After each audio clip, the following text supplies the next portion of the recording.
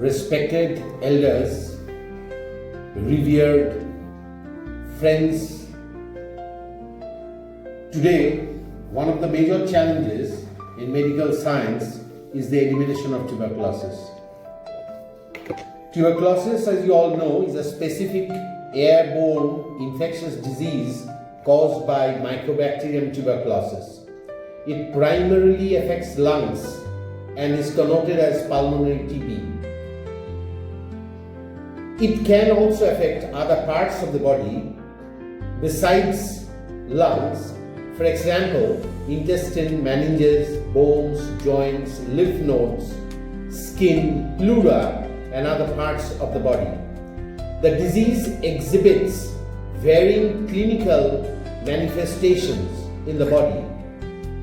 The disease also affects animals like cattle and is known as bovine tuberculosis, which may sometimes be communicated to man.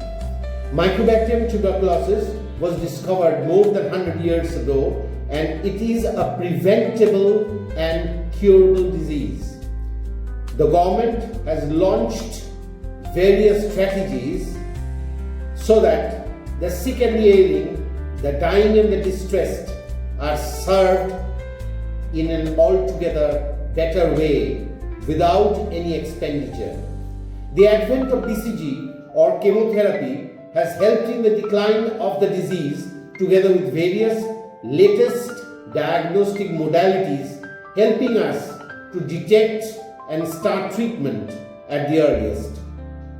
Non-specific determinants such as improvements in standards of living and quality of life of the people, along with available technical knowledge and health resources, have also helped to gain momentum.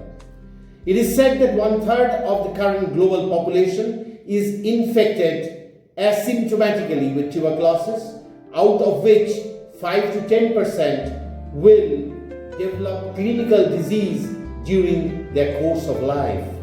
It is said that patients with infectious pulmonary tuberculosis disease can infect, on an average, 10 to 15% in a year. Now I will talk about the 10S, the latest one, the 10 symptoms for screening pulmonary tuberculosis. Number 1 is cough for 2 weeks or more, fever for 2 weeks or more, weight loss. In case of children less than 5 years, additional failure to gain weight or decreased activity or playfulness, night sweats, hemoptysis, chest pain, shortness of breath, loss of appetite, fatigue, swelling in the neck, and other extrapulmonary signs and symptoms are important amongst the 10S symptoms. Now, let us come to the risk factors.